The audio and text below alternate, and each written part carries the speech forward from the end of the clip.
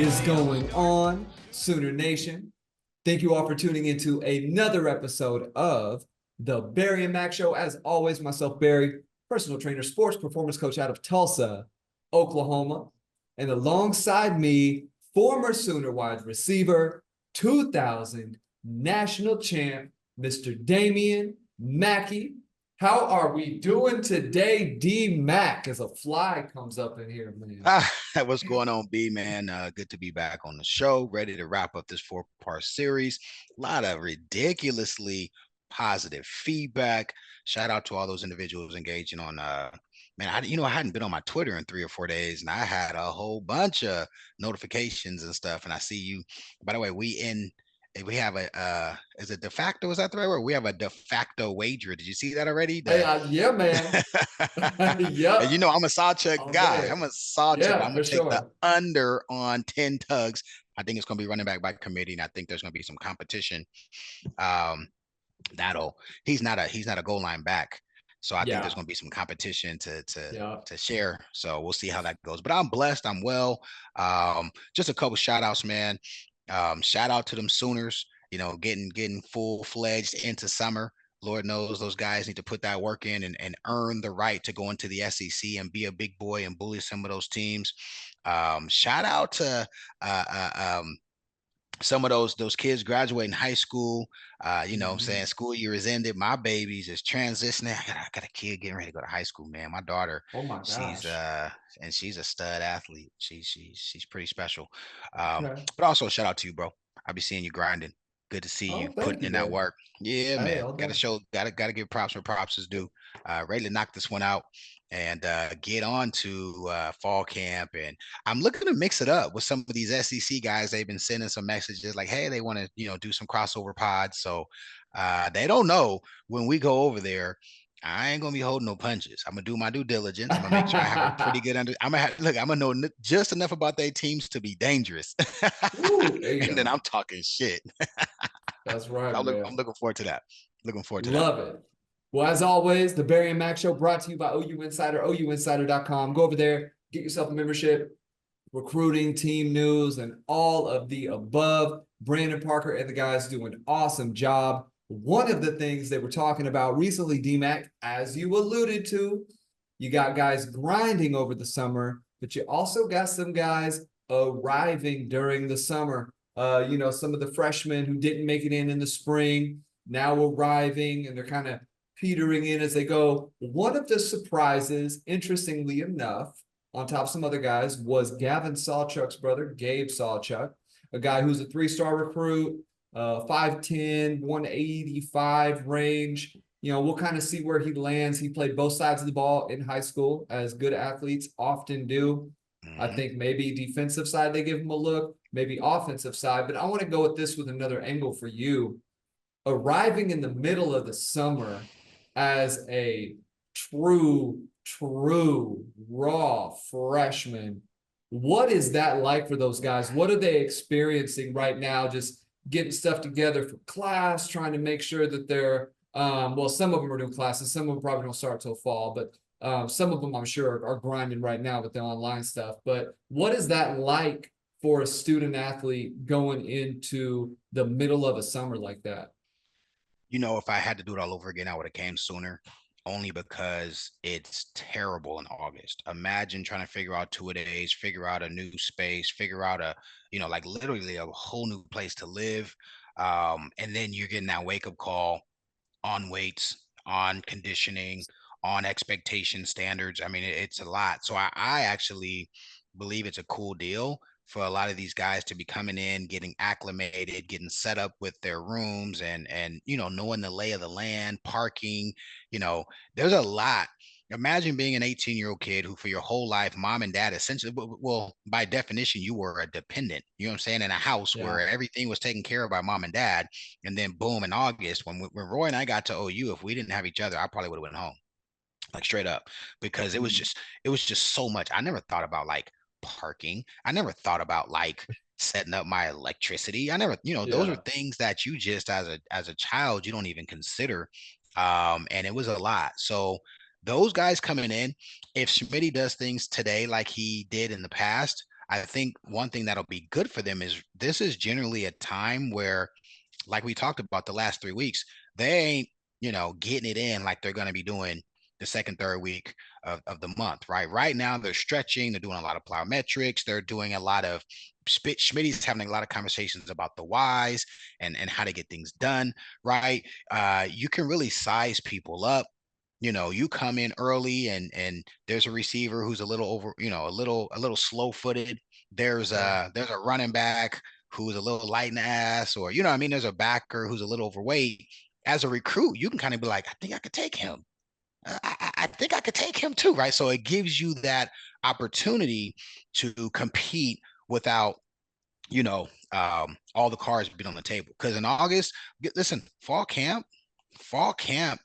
We talked about this on our pod before, and we could probably even just repost it because I don't think that's Yeah. changed. There's 1 week of it's a free for all, right? And then after that, it's ones and twos and everybody else because they're getting prepared for preseason, they're getting prepared for week 0, and you've got about a week in fall camp to make a name for yourself. The biggest time to make a move is summer. Get Schmidty's trust. Get Coach Spurrier call us D-Mac, who looking good? Hey, look, there's this kid named Willie P. He out there cooking. You know what I'm saying? Man, this kid Antonio, he ran a fade. And so, the coaches are collecting, information. And so I think the kids that come in, and I think OU's done a great job of selling that. Hey, come in early, get a taste of the program. You're gonna die. You're gonna listen, No those matter guys are what. not, they're not prepared for what Schmidt about to put them through, Yep. but they will have a better understanding come August and you know, be value add to the team. Man, it's gonna be interesting. You got guys like EPL, Eugene Brooks, guys like that coming in. I'm always curious. One of the things that you find with linemen going from high school to college, and this is one of the things OU has actually shown lots of clips in this, and you probably remember seeing this when you were a player, is one of the biggest issues that high school linemen have is they don't have mobile hips and they don't Mm. realize what that mobility needs to look like when you get to that D1 level. That's why you'll see a lot of those like over under hurdle work, right? Where you're going over it, lifting the leg, going up underneath. And that's stuff that they've just never, they might have done the stuff where you're like blocking and you're underneath the little sled and things Oh like that. yeah. But that's different. You're not forced to keep the hips low. Yeah, some of those guys are waist benders who are just mammoth human beings who haven't learned to play with that technique yet, who haven't even developed the muscular structure necessary to hold those positions for a long time, to be as athletic as they need to be, which leads us into what we're talking about today, DMAC. Last week when we left off, we talked a little 7-on-7. You told a great Antoine Savage story, had the people buzzing. That was quite interesting. I think people found him to be just a fascinating player because he was a bit understated in the Stoops era because he was kind of the first guy to be a quote unquote marquee big play receiver. He had the 74-yarder against K-State. He had a number of grabs kind of down the stretch, especially in that 02 season, right? I believe it was that with Hibble? Uh so 01 and 02, he had a big K Oh, State one game of in Norman as that's well. what He I'm caught a he caught remembering. a huge Yeah. corner out, and I think 68-yarder, very reminiscent of the 74-yarder that he caught on that we ran Fox on that play. Yeah, listen, Twan was a dog, man. Twan was the one receiver. If we had a one, I would say it was Twan. Kurt would probably say otherwise. Kurt had better stats than him in 2000. So you know what I'm saying? That's funny. And just the nature of the offense, the Z receiver is the one. The X receiver is a situational player, and then the H receiver, the H receiver gets a lot of great opportunities, but you're not in every package, right? You're two back, you're off the field. And Yeah. Seth is going to bring that offense back. And I'm excited about the opportunity to see the mesh of that. Remember, Seth is a lot of Wilson, right? Seth has a background with Leach. Seth has obviously spent some time with Levy now too, and then the time he had in North Carolina. Seth wants to run an offense that is distinctly different from Levy's, and we'll I don't want to I don't want to deter what we're going to discuss today, but we gonna see some stuff that we ran when I was at OU and some of the variations that they built off of that, and that's stuff that I know intimately. So I'm excited to go into the weeds and the nuances, nerd out on that kind of stuff. But yeah, man, that summertime is an opportunity to to put your stamp on things. And I'm gonna tell a story if you don't mind. Go for it. I I was might get in about to trouble on ask you this one. something. I Go might get for in it. trouble on this one, but it just needs to be heard because it's context, right? And the Okay. two individuals I'm talking about both went on to be ridiculously, acclaimed players for OU. They play a position that OU has known for having some of the best players in the entire country over the history of college football.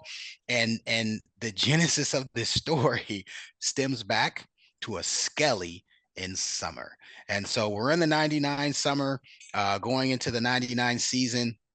Just a little context on spring. That spring, one of the areas that the coaches had the most concern about was backer. And we have Brandon Moore coming back. We had our guy by the name of Armand Spence. He didn't finish his career at OU, I don't believe, but he was definitely around the team for that 99 season.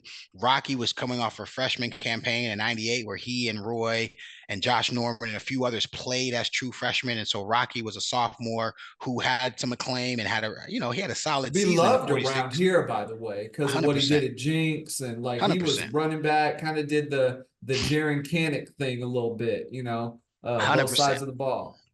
Rocky, by the way, Rocky, I mean, y'all saw what happened when Rocky got that interception on Texas 2000. Hey, Rocky knew what to do with that he thing, can didn't he? move. He can move. Took that thing to the Yeah. house. He took it straight to the end zone. But anyway, we're in Skelly 707, and I can't remember.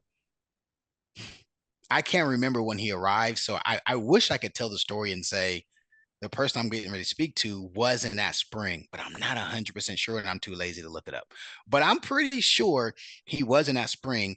And during spring ball, I want to say our starting backer group, I guess probably by spring game, was Brandon Moore at Mike, Rocky at Will, and Spence and Roger Steffen, a mixture of some of those guys. We have Brandon Pryor, and we had some backers leave, so we were lighting ass, right? We didn't have a full group, and as the story goes, we're in Skelly, and I told you this. Here we go. I know for a fact now. See how God works? Okay. Spring 99, Hype's wearing 10. My red shirt number was 36. Oh my God, how did I forget this? My red shirt Are number was those 36. are those the blue jersey Yeah, tens? yeah, yeah. That's from then. That's 99. That's 99 Okay. spring. Okay. Because those 99 those spring. photos are around. 99 spring, Hype wore 10. I wore 10. That was Okay. my number in high school football. And I was like, that was an important number to me. A really Okay. important number. If you remember on the T Marshall episode, I told the story of I told Hype, bro, Hype told me he was switching to 14. I was like, bet when you switch to 14, I want 10 because that was my number. And it was a Yeah. thing for me. I made a name Mhm. for that number in Cali. And so, of course, fall comes and I go into the locker room and G Tip was the equipment manager then, Greg Tipton. I was like, hey, G Tip, I want that 10. I'm trying to say it with my chest out because I'm about to be a one. You know what I'm saying? I'm about to be a starter. So, Yeah. I'm like, hey, I deserve the number I want. Hype say he don't want it. And he's like, yeah, that big guy over there is wearing 10. I was like, man, who is wearing 10? It's definitely T Marshall. Like, what you want? I ain't gonna say the exact way he said it. What you want, little boy? He didn't call me a boy because if he called me a boy, I would have took it personal. But he said another word that I can't say. And long, long story short, That's we funny. settled and I took 13 and he took 10 and that was that. Well, that confirms T Marshall was not at spring ball. And so, Mhm. because Hype wore 10. And so we're in Skelly. And I just never forget it. Like this personifies, remember I was telling you that last time, me and Jay Norm, but I was like, that didn't like me and Jay Norm never beefed. Right. Jay Norm was a good enough guy. Like, hey Mack, you had a good week of practice. Coach chose you, go kill it. And Jay Norm would, he take his possessions, I take mine. Same thing. I told everybody the K-State, Nebraska, A&M weeks. Jay Norm was that dude. I was essentially a 2 in those games. He got 2 possessions to 1 unless he was tired, and I wanted the team to win. And when I got in, I did, what I'm saying? I had actually had a really good game against Nebraska. Um, but K-State, like Jay Norm, was just a mismatch, and he played a lot of the second half, and he needed to. We needed his production to win those games. Well, this happened. So me and Jay Norm never beat, but this happened. We're in Skelly, and summer camp happens, and we hear the story of this Amazonian avatar looking Herculean dude coming from some JC as an additional backer. And we're probably in week 2 or week 3 of Skelly. You know what I'm saying? So we've had a couple of Skellys. And and I told you, right? It's kind of a thing about alpha. There were guys who would come in. Like I had to tell a couple guys, hey man, no, you sit on the side, bro. Wait for the 2s. Like or wait for the 3s, right? Or Mhm. sometimes Nate will get some reps, and he'll be like, D-Mac, can you run X? Yeah, okay, I'll run X. They'd ask for some of us to just get in because Nate was kind of like a 1A, right? Well, I'll never forget it. We just running our reps, and you've got I want to say B-Mo had gotten hurt. I don't really remember what happened, but Rocky's playing Mike, and like Spence is playing Will, and Roy we're in nickel. So Roy's the third backer, and man, the rep happens.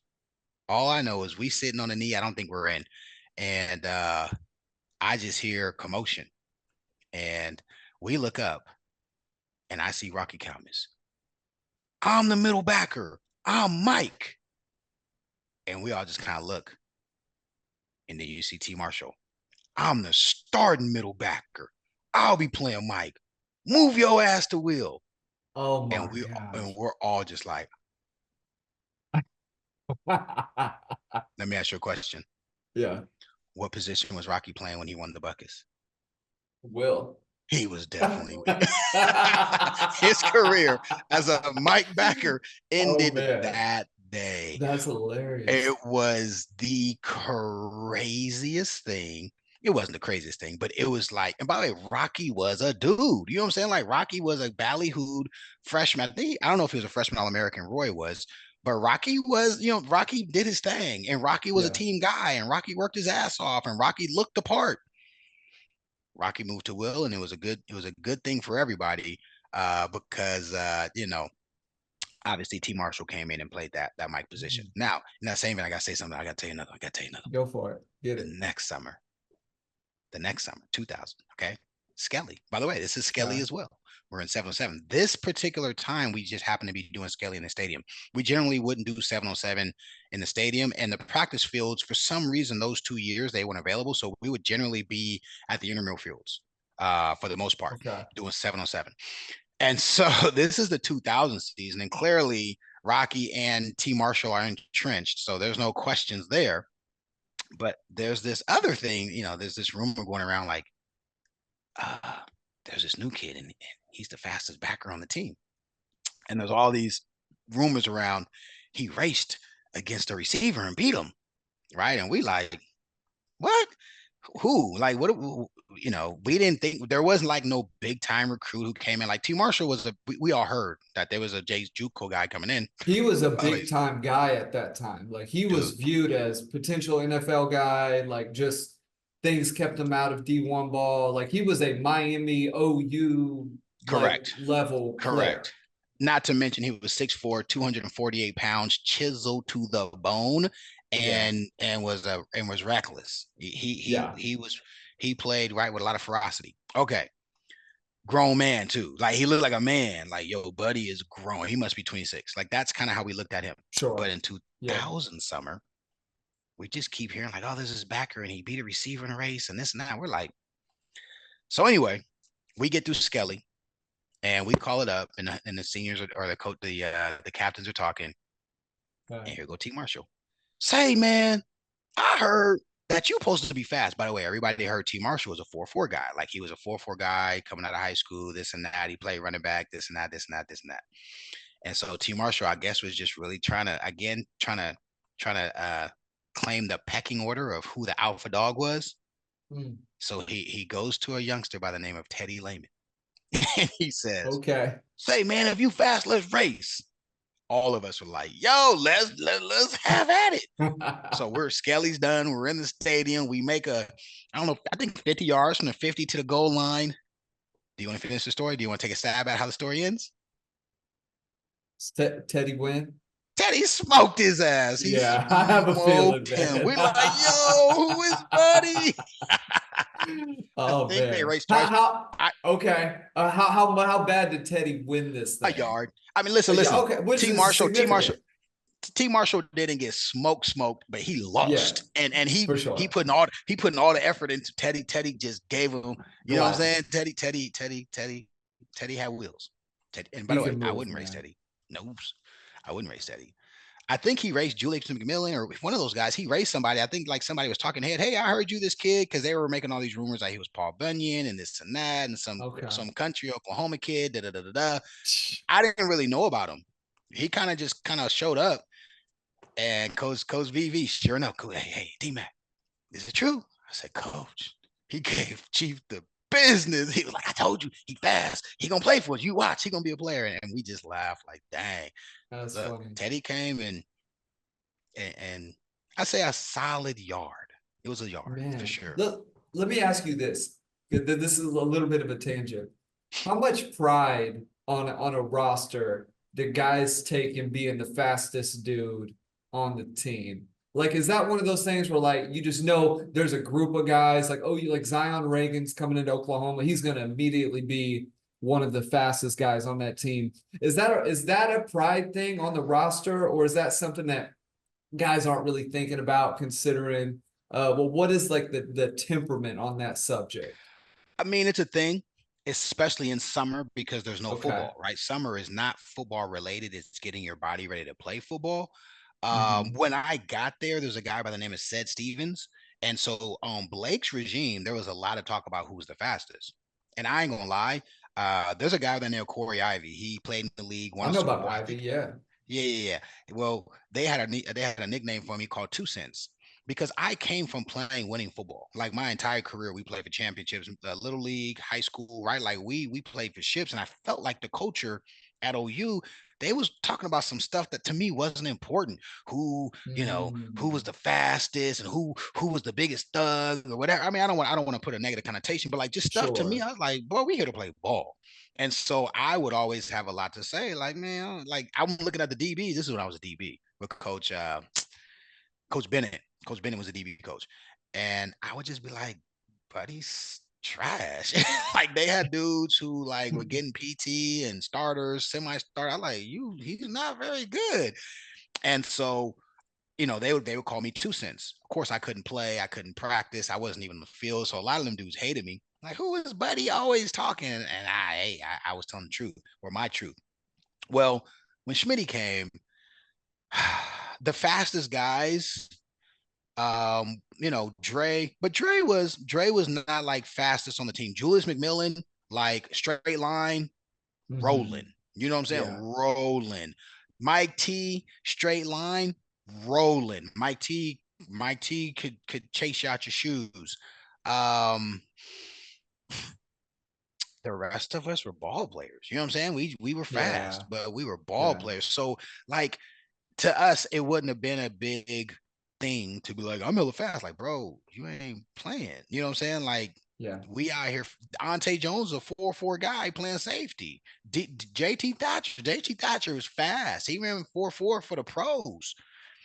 I wish he didn't have, anyway, let me not talk about my bro. So it kind of, you know what I'm saying? Yeah. Listen, this is how gangster, and I'm gonna say with an ER, this is how gangster Schmitty was. Most guys weren't like, are you the fastest? They were like, can you make a Schmitty workout? Like that was kind of like, Mm, that you know was what the I'm saying? Remember, pride point. yeah, like the 99 Okay. summer, half the guys, Yeah. half the team didn't make the running test. So like that, everybody, Schmitty was the boogeyman for sure.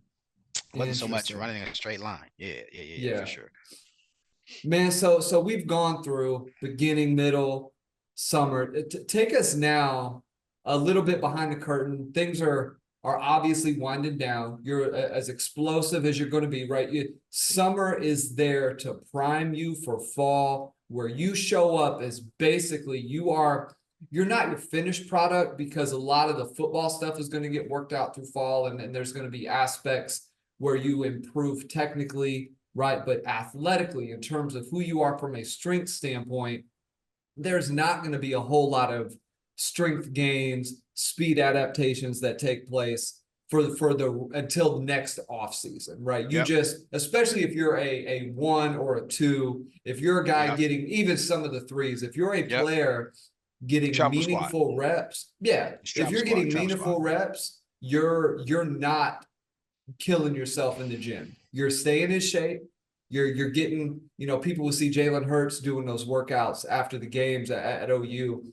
And he was a little bit of a unique specimen, but just trying to maximize recovery. A lot of that, I'm sure, was like very low volume stuff, just moving some heavy weight a handful of times, keeping the body as it needs to be, right? In terms of just pliable, keeping the muscles where they need to be. And by doing it on game day, you basically give yourself an extra recovery day. That's why guys do it. That's why you'll see basketball players training after. But long story short, during the season, you're not making all those gains. So you get to end of summer, you're who you are going to be for the most part athletically. What is the feel of the team? What's going on at the end of the summer? Do you guys kind of have a culminating event outside of the testing? Give us some of the inside scoop in terms of what that obviously Schmidty's been very hard on you leading up to this point, right? And maybe that tapers down, at least for the time that he's not seeing you as much.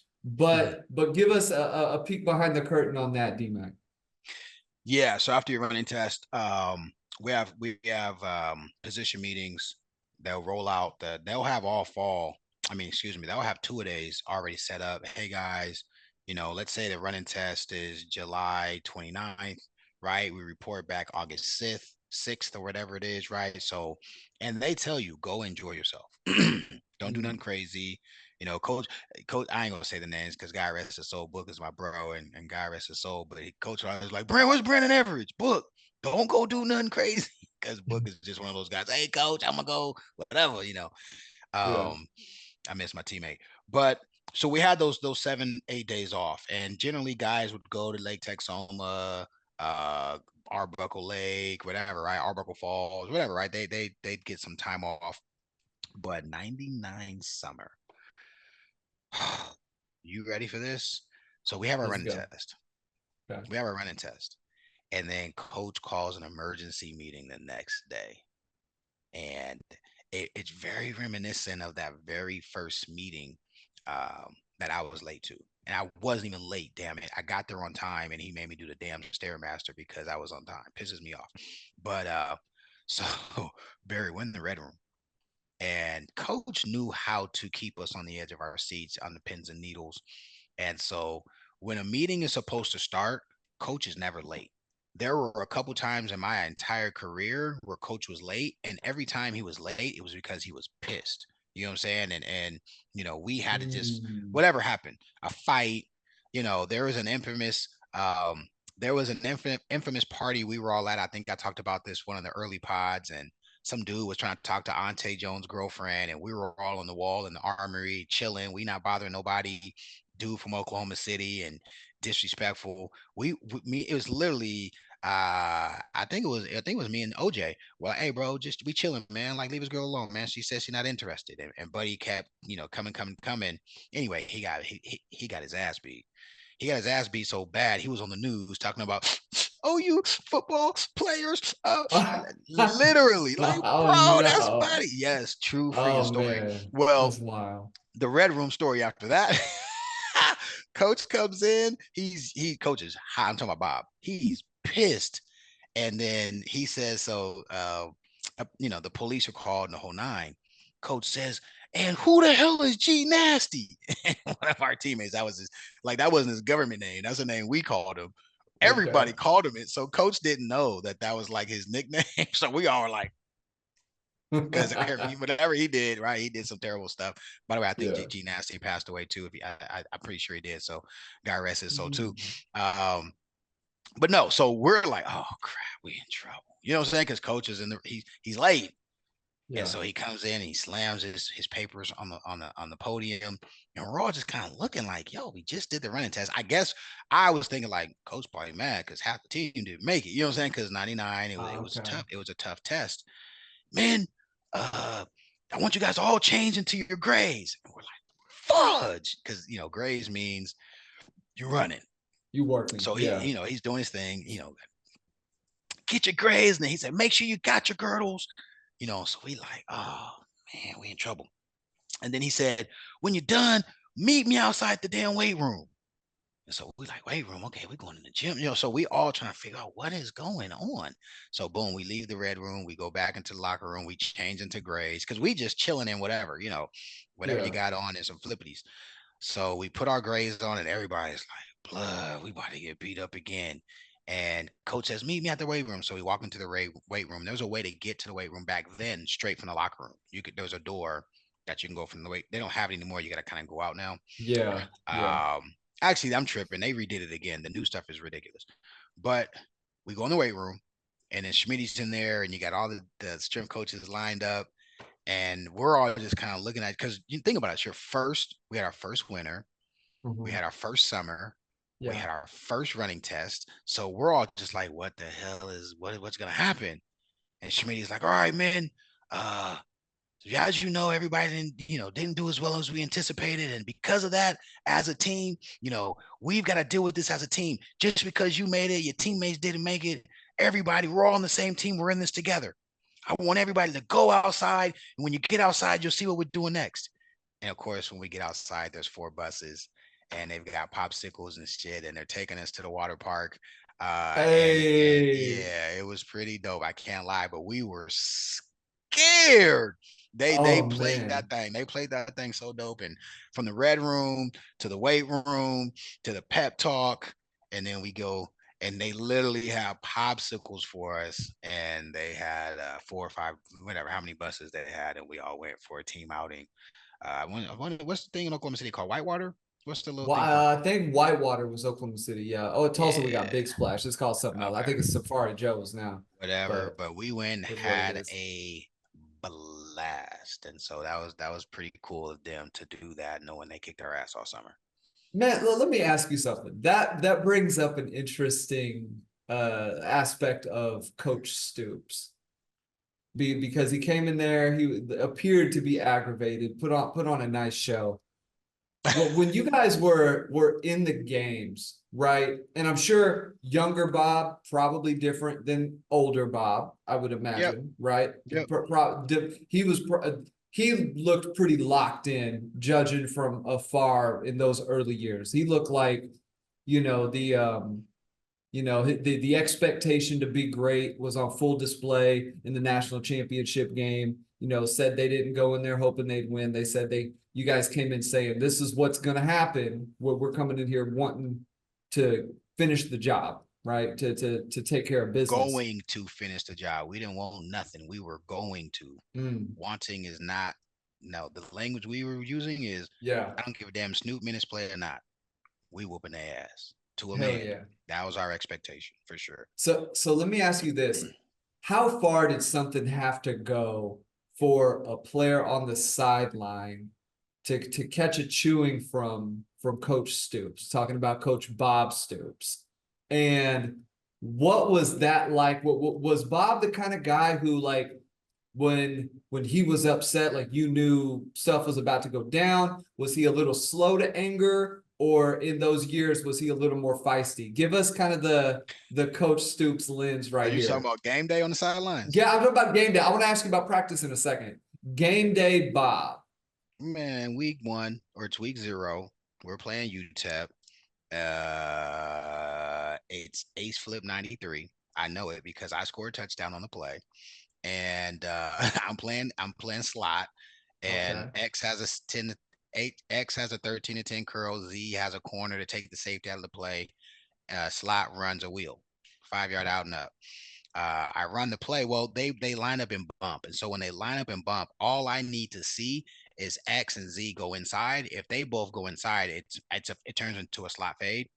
The play is like it's all over the highlight tapes. They kept it in because I really got cheated, but I gave Buddy the juice off the line. I held him on my inside shoulder, stack him. So Yeah. hype has all the room in the world. Ref said I pushed him. Bro, if you go watch it, there's no push. The guy jumps early or whatever. I don't know. Catch the ball, run, dive in the end zone. It's a beautiful touchdown, Barry. It's beautiful. It's a beautiful Yeah. TD. And so I get up. The crowd's going crazy, but you can just feel the energy. It's not right. Like, because I've scored other touchdowns, and when it's a touchdown, it just felt off.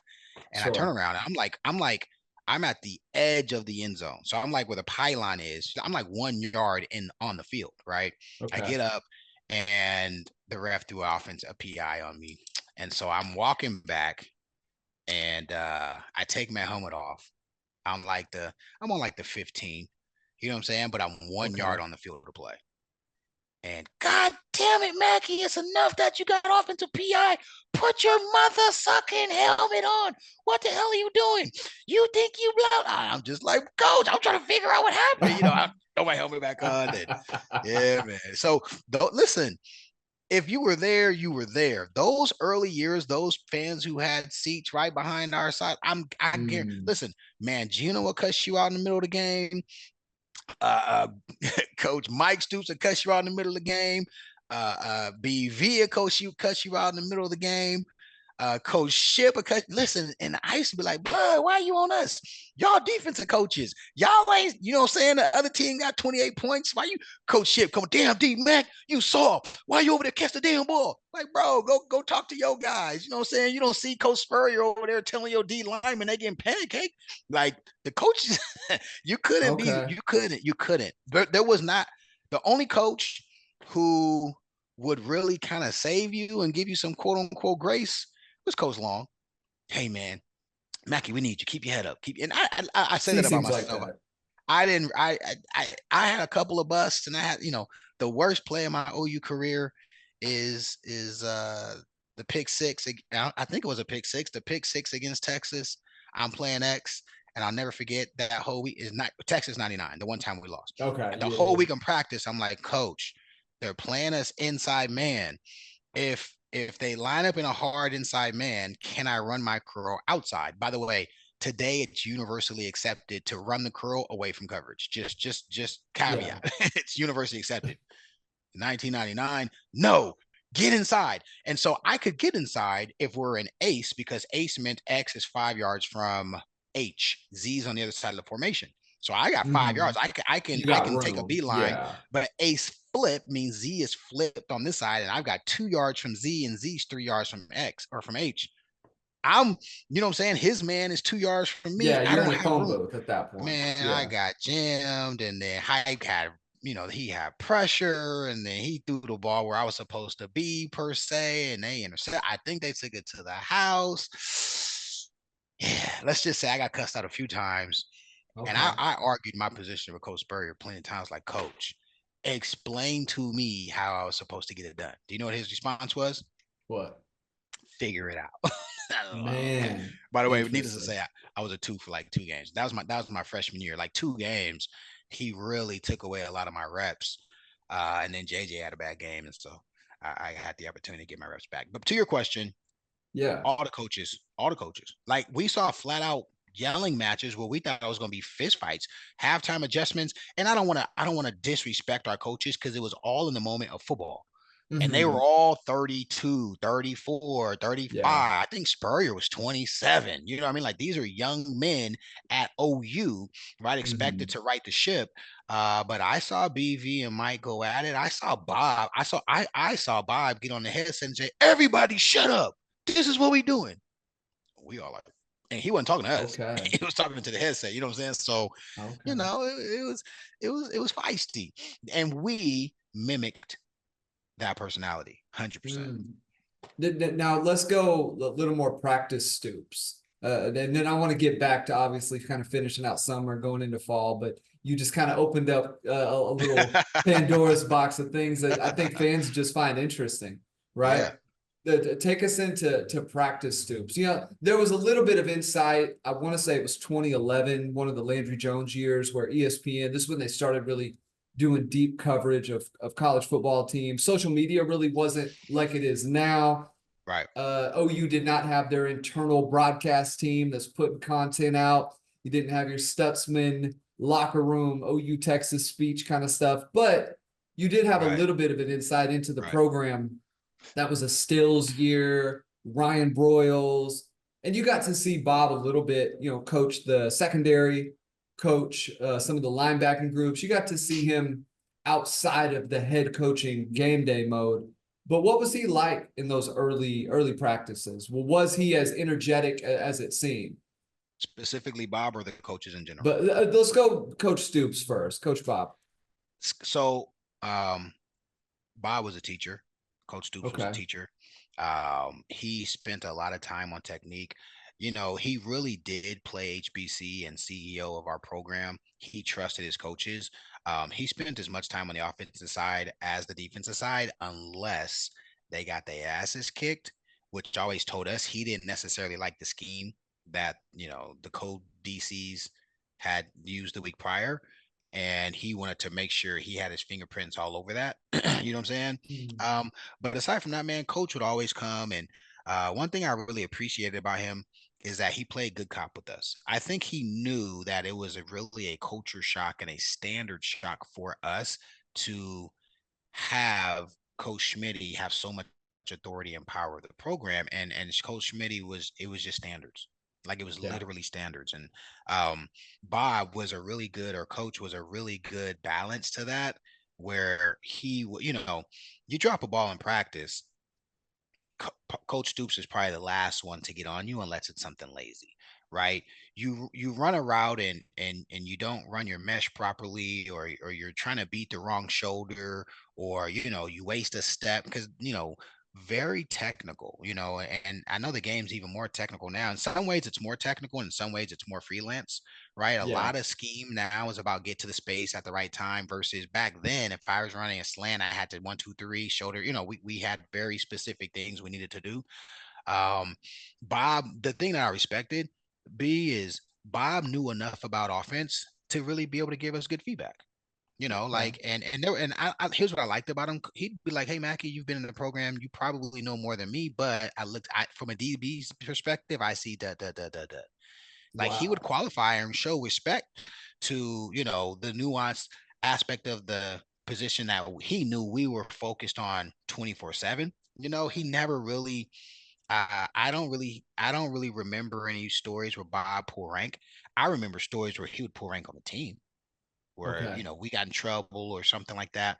But practice coach Stoops was pretty dope, man. He was always trying to create some competition. He was always really glowing and edifying his players and really trying to build us up. And some of his stuff was cookie cutter, trying to dap us out and all. He didn't try to be something he wasn't, but you could tell he Sure. was making a concerted effort to relate to us. You know what I'm saying? And Hmm. listen, race is a really polarizing thing now, but Bob was like, yo, I'm a middle-aged white dude coaching some young African American and what I'm saying, white kids or young men. He would never call us kids. Like he knew what it was, and he knew there were some boys from Houston who had a deep entrenched culture from Houston. He knew that the Tulsa's another, right? Booker T and some of those schools, Jinx obviously a little different than Booker T, but he knew me and Roy was from Yeah. Cali, and hey man, he literally was like, yo, D Mac, you know how to sea walk? And I'm like, Coach, what you know about the sea?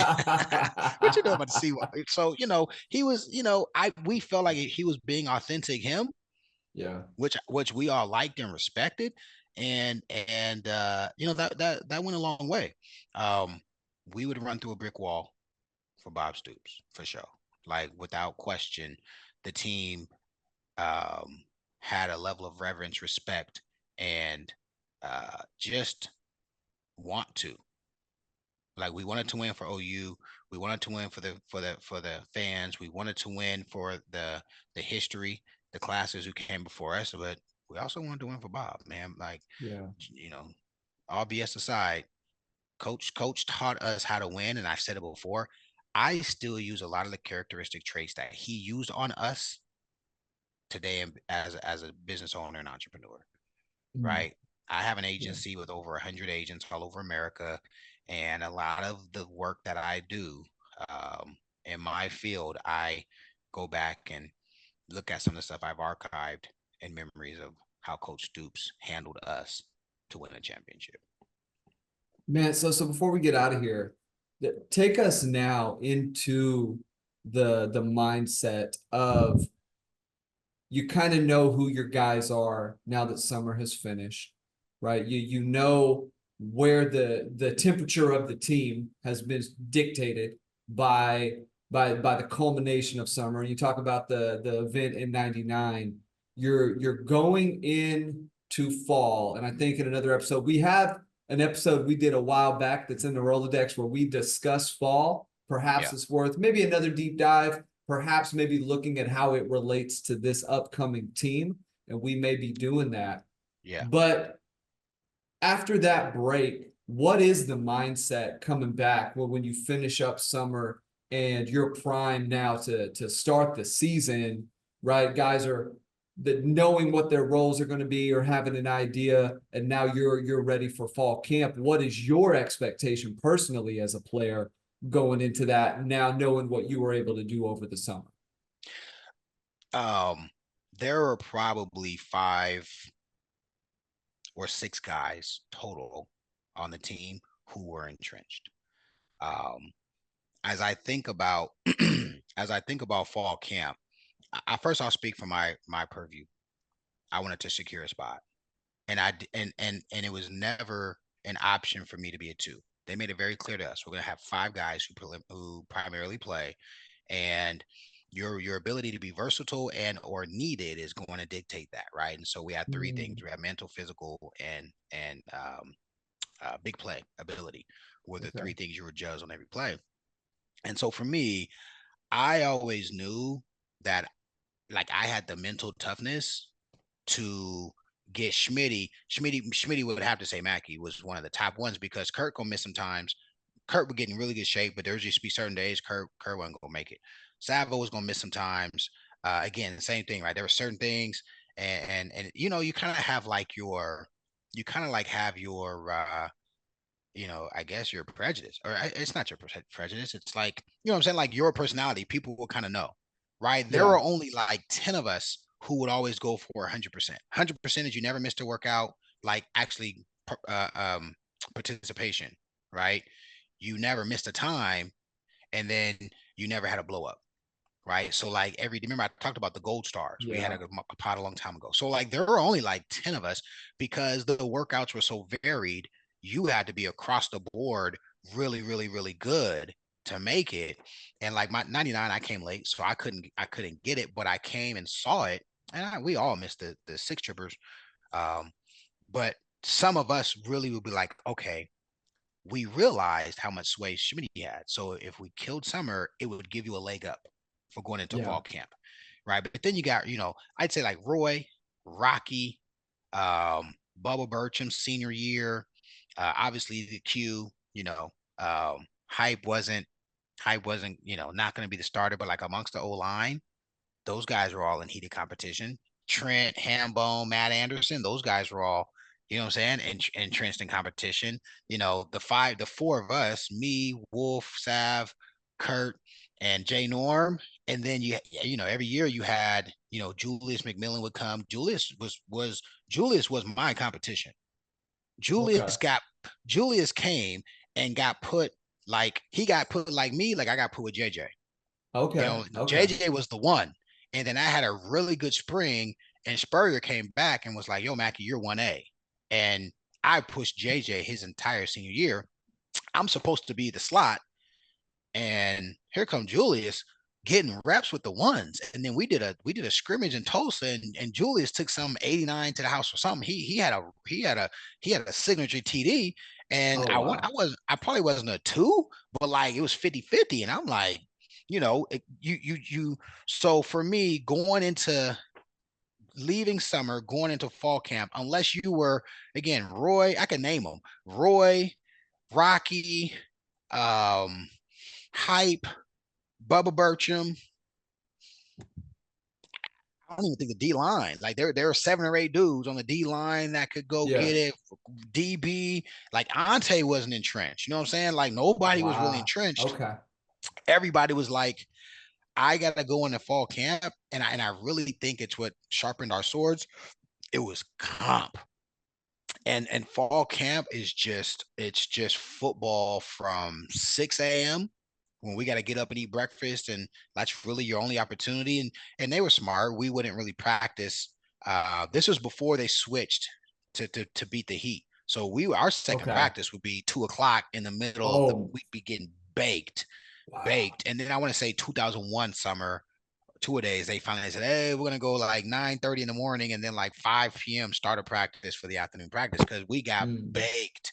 The championship season, we got baked. Um, but it was mental. It was mental, man. It really was. yeah. Bury your bodies in tip top shape. I never went into fall camp with any lingering issues. I always felt really good. Um, I always looked at it as, I was a guy who said every play I'm gonna, I'm gonna do my assignment. I'm going to not get physically punked. You know what I'm saying? And if the ball comes my way, I'm Yeah. gonna catch it. If the ball didn't come my way, I knew how to do my job to get an extra plus. And so, um, you know, I think about it, and really all of us, we really want it to be physical, obviously, explosive, obviously as well, but intelligent. We really wanted to be smart players on the field. And, it was a switch, right? Because during summer, it's getting my body and my mentality to, you were facing a clock. Every day there was a clock or Mhm. a rep. Remember, I talked about that, right? Like your mentality on Yeah. Sunday night is like, oh, well, fall camp is football. Yeah. Do I have the proper depth? You know what I'm saying? Am I in the proper alignment? Do I have the right foot up? Am I thinking too much pre-snap? What's my responsibilities post-snap? Oh shit, they went from zone to man. Oh shit, they went from 2 to 3, right? They buzzed the flats. Oh damn, here comes the whole defender. Can I make these decisions on the fly based upon the playbook? Reps, reps, reps, reps, reps, reps, reps, reps, reps. And so the coaches want guys who they can depend on. I won't say no names, Interesting. but there were guys who were good. They just would bust 1 out of 3 plays. And if you're gonna bust 1 out of 3 plays, you're not going to see the field. That's a loss. I mean, that's starting long right there. Exactly. So Exactly. let me kind of to wrap stuff up and to bring it full circle a little bit. Talk about Coach Venables. Give us a little bit of insight as far as him being kind of in and around the program as that's going. Obviously, Coach Schmidt has got the control over that summer, and he's kind of driving the ship. But Coach Venables, head man right now for Oklahoma, going into the SEC this upcoming season, the inaugural year. Talk about his presence, maybe at different times, or any kind of interesting nugget you can dig up. Because we also know Venable's pretty athletic guy as well, right? Yeah, Some good for sure. athletic acumen. Some of the stories of him, even now being on campus, some of the things that he does in the morning, things to keep his body right, which I think are critical. I think to be a head coach now, first of all, you really don't see a lot of elite, heavy, not at least relatively fit, dominant head coaches. You just don't see it very often. In order to recruit, in order to sell, in order to be your sharpest, to be your best from a mental state, it just helps, right? I know this the day to day, but talk a little bit about Venables. Let you got something to kind of say on that too. I just Venables, Venables and I, when I was a player, he loved me because I was a little guy who was hard nosed. You knew Venables liked you if he invited you to be on punt team. They always said punt team was the Okay. most important special, and I guarantee you to this day, because I mean he was so hell bent on punt team, and of course punt team's how I get injured. Um, but I mean, me and Venables always saw eye to eye. He likes guys that are football players. He's definitely, that's why he's on brand for how he does his evaluations and such, because Venables doesn't give a damn about if you're the fastest guy in the world or you're the biggest, strongest, fastest guy in the world. If you can't go hit somebody, you can't do proper assignment, you're not physical. He ain't fooling with you, right? As it relates to him being HBC today, um, I know he has supreme trust in Coach Schmidt. Again, I've heard from many people what we experienced, 25 years ago now, 99 and 2 to 24 season, it was literally 25 years ago, quarter century ago. They can't do 50% of the things that we did, you know. Mhm. Um, let's not forget, and it needs to be put in the airways. Our team, uh, during AD's senior seasons, I know he never played as a senior, but his like seniority seasons, those mother suckers are the guys who told on Spurrier. I mean, told on Schmidty, which is I can't. I still like. We all are like, bro. I get maybe even like a mutiny. I get it. Like if you guys go to coach, like, yo, that part I could kind of understand, but like y'all tattle Yeah. told.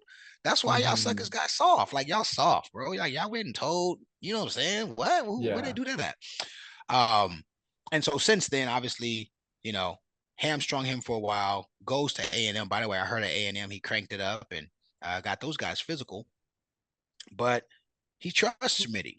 And I've been able to, hear guys say coach is plugged in. Again, the game's different, right? And Yeah. facilities are different. Like Yeah. all 7-on-7 and stuff is done in an indoor.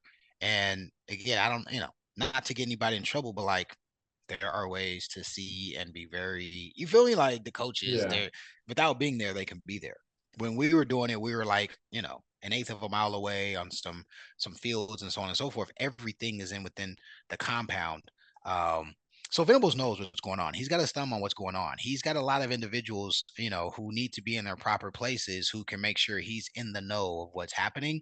And because strength and conditioning is such a, I wouldn't say micromanage, but at least micro facilitation.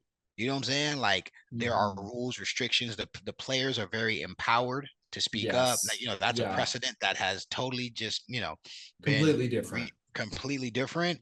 It's just a different prep. Yeah. There's so much technology. I told you I went in there and saw the things that they use to measure all the stuff. Man, we used to have them. They had a little deal. It looked like a little wire gun with a little thing like this, and they Yeah. would grab you. They go like that and grab you, and 6% body fat. Bigger Yeah. The guy. calipers. Yeah. Whatever those things were called. Yeah. Now they got these BMI, blah blah blah. They got the freaking. uh they got these like I don't know what the heck those things look like. You get inside of them and they close in you and they, I don't know. The Like they DEXA got, scan. The I don't, DEXA. The DEXA is a pretty accurate measure. It's basically looking at all your skeletal muscle, body yeah, fat, visceral bro. fat. It's They got these little cocoons you could take naps in. I mean, they got all yeah. kind of stuff in there now, Yeah. so I think it's the game has evolved more into efficiency, what I'm Mhm. saying, thinking, preparation, um, and really having a platform of recruiting a better athlete Yeah. as the canvas to start with. So You know what I think is interesting, and I think this is probably the biggest shift, and this also sort of compares and contrasts then versus now, and maybe why you can't get away with a lot of that stuff anymore. In terms of some things, right? I think some things, if they are done in a safe way, and the goal is team building and the goal is camaraderie, then you've got to just do those things. You've got to do hard stuff together as a team if you want a good team. Otherwise, you're just going to have a bunch of guys who give up. That is how you create that togetherness, right? We all, it's not something you could maybe like feel and touch, but anybody who's ever been to like a summer camp or ever been to just anything where you're with a bunch of people and you do something difficult, when you start, you guys are kind of maybe a little aloof to each other, a little distant. By the end, you're maybe a little extra touchy feely. You're cheering each other on. There's words being exchanged that are positive or negative, and that is the dynamics of building a team. And you yeah, have different guys who will rise to the occasion. That's how you identify leaders. Tim Grover, the famous coach, strength coach for Michael Jordan and then Kobe Bryant, he talks love his about that a books. lot. His books are Love his great, books. but he even classifies guys, and that's how you identify who those guys are, even if you're not giving them a name. But one of the things I would say, and I've noticed this, is the players themselves now, especially the top guys or guys who went to good programs like a Jinx, like a Bixby, when they get to OU, they are very well versed, or at least have a good understanding of what their body needs, what feels good. Guys really understand taking care of their bodies a lot better than they did back then. 100%. I would That say even they, 10 years ago, even 10, 15 years yeah, ago. yeah, they know the science. They Instagram, YouTube, we kind of poo-poo some of the stuff that's out there, but there's a lot of really good informative content that the guys get to campus and they know what's up. They can go see a lot of the same resources that the coaches are using. Yes, they don't have the schooling and the education behind it, but they can see a lot of those same things and they could research the concepts. Okay, why are we doing this? Well, that doesn't make sense. I don't know. Why are they doing this over here at that school, but not doing it at Yeah. this school? There's a lot of that going on. And that changes the game because as you talked about it, the player empowerment piece is very important. And you also now with the transfer portal, you got to toe that line because if your 5-star everything quarterback is like, nah, this isn't for me. They told me if I go to Texas A&M, I don't have to deal with this, or if I go to Texas, I don't have to deal with this, and I'll still play, and I can still be in a college football playoff. No, miss me with that. So not only, as Venable said, you recruit your problems, you have to be careful with who you recruit, but you also have to be careful with how you manage that every day, week to week, and do check-ins and know Yeah. your guys. Well, what do you have to say on that? 100%. You got to re-recruit your guys every month. You know what I'm saying? Like straight up, you got to re-recruit your guys every month. I use an example. Justin Harrington and I were pretty close. He'd shoot me texts throughout the time. I met him. Um, I met him last season, so the Venable's first season, and Mm-hmm. exchanged numbers. And I'll speak to this more now, just because he's no longer with the program. Obviously, he wasn't on an official scholarly; he was on an NIL kind of a thing where he didn't pay money out of pocket, but it's not the same, right? If you're Yeah. on a football scholarly, you walk into the cafe, you're good. The NIL, you've got to kind of figure it out, month to month, and there's just some differences. Um, but flat out, I get back to campus for the spring game this year, and I'm like, man, what happened? I didn't ask him when he left. I kind of whatever, right? I'm not gonna say anything positive or negative to the kid. But I wish him the best. But I'm asking the guys, and they were just flat out. They were like, he wasn't the best player, and he wanted to get paid like he was the best. Like he went, he went in like, I want more Mm-hmm. money, or Mm-hmm. I don't know how those things go, and I hope I didn't say Sure. anything wrong, but he was negotiating for himself as if he was the dude, and they were excited to have him back, and he was, healthy after his injury, and sure enough, another school was saying you can come here and be the man, and so I don't know if where he landed, UW. Yeah, I think so. Yeah. Yeah. Pretty good. He landed on Yeah. his feet wherever he went. I don't remember, but like, yeah, that's a totally different aspect of the game that wasn't there. And here's some truth, and makes me sound shit to say it.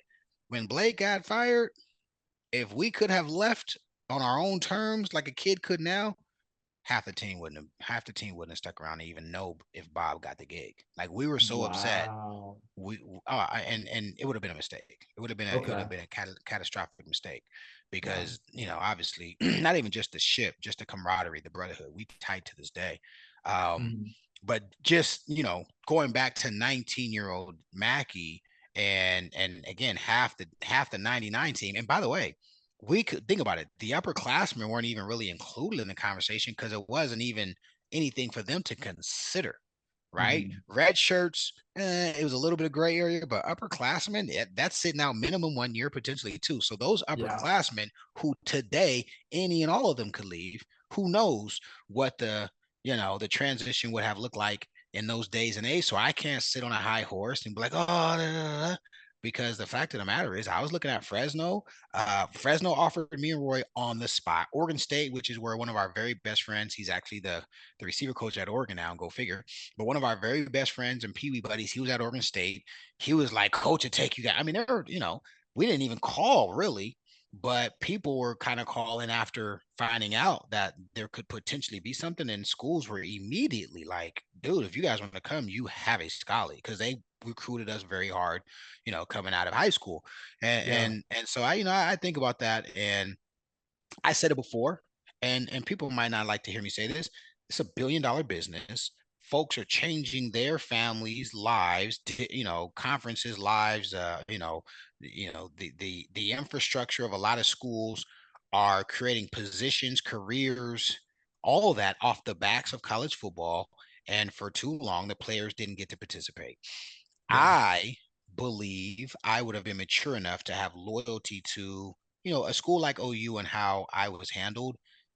I wouldn't have chased 50 grand. I wouldn't have chased 100 grand. If OU's paying me with 50 grand a year and a school offered me 150, I don't think I would have chased, because I didn't come from a broken home. We weren't broke poor. You know what I'm saying? Dirt door poor. Yeah. My mom had done a good job, and I would have been grateful. I mean, 50 grand, I could have did a lot of stuff with that. You know what I'm saying? Yeah. But I also have a little sympathy for some of the kids because I saw OU. Let me tell you what I was present for, Barry. And no, again, I said last week, no one can take away our natty. Put some respect on the fact that when I got to OU, what our facilities look like, and when I left OU, what our facilities look like. OU went Man. through 3 full-fledged, right, transformations from 98 when I got to OU, and I really Yeah. left the school in 04, 05, right? It was and it was all because of play on the field, Yeah. donors, people, endowments, that whole nine. So Yeah. somebody put some money in their pocket. Somebody put a lot of money in their pocket. And in those days, those are probably the players who deserve it more so than some of the guys getting, you know, Dylan Gabriel, for all of his good, bad, or indifferent, he beat Texas and we needed that win. But like I could name 10 guys that were a bigger deal at quarterback than him. I would even say Trevor. What's my kids? What's my boy's name? Trevor Trevor Knight. Knight. Brother, he That deserves a lot. He's that responsible for the Alabama whole stadium, brother. that Alabama 05, Yep. 06 or whatever it was, you know what I'm saying? I mean, Yeah. you know, people talk bad about Landry, but Landry lost us some Yeah. games. Landry Landry had a little lost bit some of, games. he had a little bit of Scooby Doo. What was Scooby Doo's best friend's name? Shaggy. Oh, Shaggy. Landry had Yeah, some Landry Shaggy. Landry had a little bit Jeez. of Oh my gosh, brother. Landry could sling it, and Landry played on Sunday Oh, for 3 or 4 years. You know what I'm saying? Like oh for my real. Like gosh. like Dylan Yeah. Gabriel is who he is. Is a good quarterback, but in Yeah. OU standards, even the Bob Stoops era to today, Yeah. he's not top 10. Yeah. And kids probably gonna make more in college than all of them combined. Man. OU can thank Trevor Knight for that daggum stadium they got, man. Like it was right after the Sugar Bowl, right? That they Got the pitched or funds. got the funds to get that done. And then like 2014, everybody felt awful because it was just horrible year. And then Boehner comes in and then, And then all is right with yep, the world. yep. Man, somebody needs to get Trevor a statue at the just like right at the entry, like where all the new renovations is like, this is the If man responsible for this. if Trevor get a statue, I want a statue. So that's how we gonna play that one. It's pretty damn hard to get a statue at OU. Damn it. If we just Yeah. giving statues away, then damn it, make a DMAC statue. Let's get Roy Lee a statue. There's some folk that really let's get some Buckets guys statues. Let's get some Okay. Thorpe winners. Trevor parlayed that into a starting position at A&M. And so salute to the kid for what he did, but we ain't giving. If Trevor gets a statue, There you then damn go. it, I need a statue. I'm gonna ask on the way out. So awesome stuff as always, DMAC. Want to remind everybody, show's brought to you by OU Insider. Go to OUinsider.com, get yourself a membership over there. DMAC, I want some closing last thoughts, but what three non-Heisman OU football greats actually deserve statues out there? Give me three. It's got to be three. Let's give me Lil Joe. Okay. Lil Okay. Joe definitely needs a statue.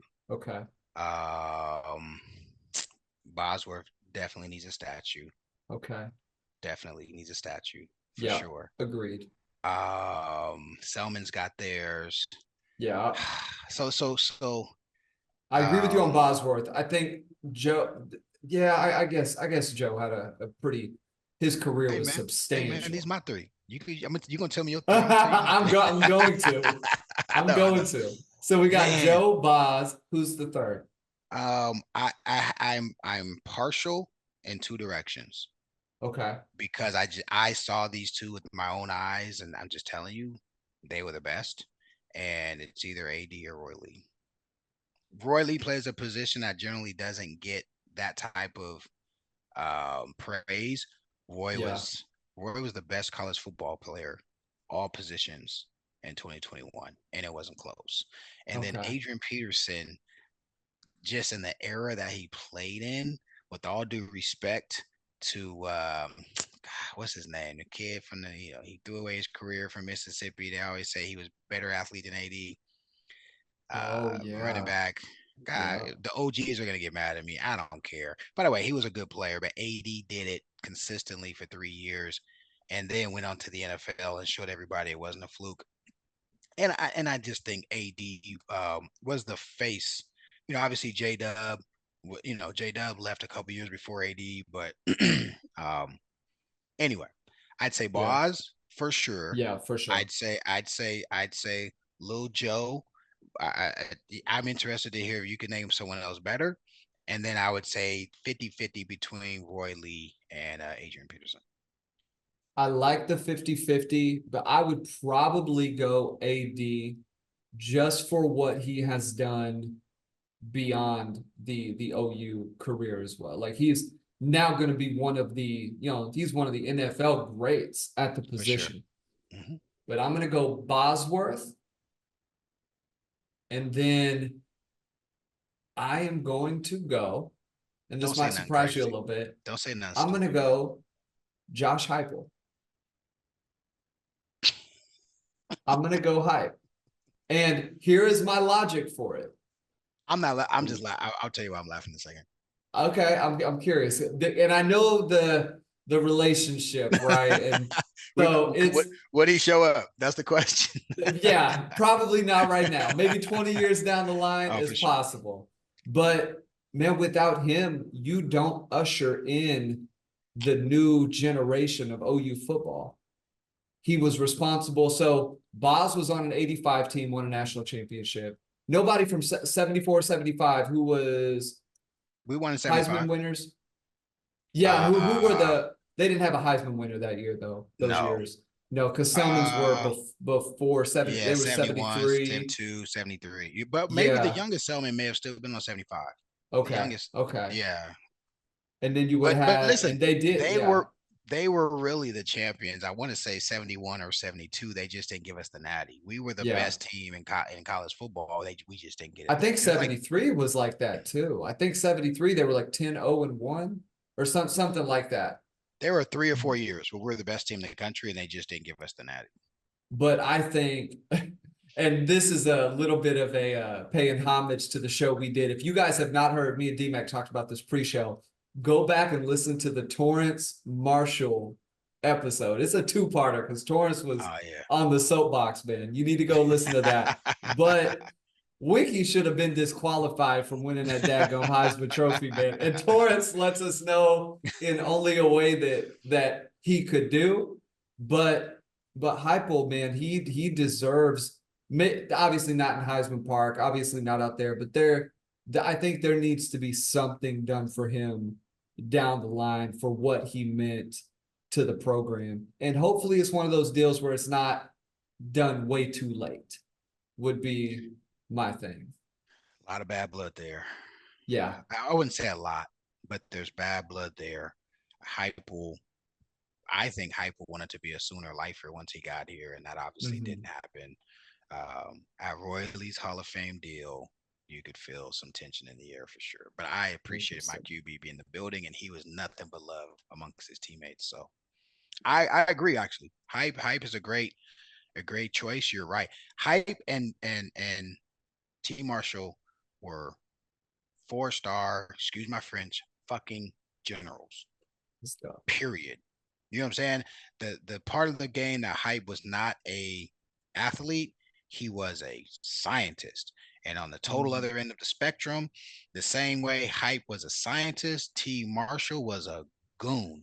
And both of them had very high football IQs. And so Interesting. now I say that, and I do want to throw this out there. T Marshall used to bust a lot in '99, but it was because he was overexcited, right? But he was a Okay. very intelligent ball player, and in 2000 he cleaned it up, and obviously the defense played much better. Excellent, excellent stuff, man. Well, Sooner Nation, want to thank all y'all for tuning in tonight. Hopefully, we gave you guys exactly what you wanted. We are going to be diving into more stuff very, very soon. But as I said, go to OU Insider, ouinsider.com, check them out, sign up, go check out the team news. Myself, DMAC are interacting over there on the board on a regular basis. We post the videos over there, so there's room for discussion outside of the YouTube comments, which, man, so far YouTube comments have been a lot of love. So appreciate that. A little bit of discourse, but not much. Very, very, very little. DMAC, closing thoughts, and then we'll get on out of here, man. Yeah, looking forward to doing some crossover stuff, like I said at the beginning. Yeah. Looking forward to really breaking down this team. Our first year, we did a deep dive on all the positions, and so maybe that's something we do going into fall camp and Yeah. give some of our. I remember talking about Mims. You remember that? Remember that? I was like, "Yo, Yeah. Mims is gonna come out of nowhere," and sure enough, kid played well. No, but we're getting closer to actual football. These are going to be the dog days of summer. Um, we'll stay in tuned with some of the things you guys are asking us to speak to, because once the season starts, you want to break down X's and O's, this is where you need to be, because we're going to That's be right. keeping it live and direct on scheme, um, on mismatches, pre-snap, post-snap, all that good stuff. And so looking forward to that part. And then also looking for a high school program in the state of Oklahoma we'd like to do a special partnership with. All right. We'll be breaking some news here in the next week or so around some way we can support a football program. So if any of you guys know any teams that may need, um, pads and or jerseys or anything, right? The program has a financial need. We're going to be looking to work on something to, potentially be a benefit to a program sometime this season.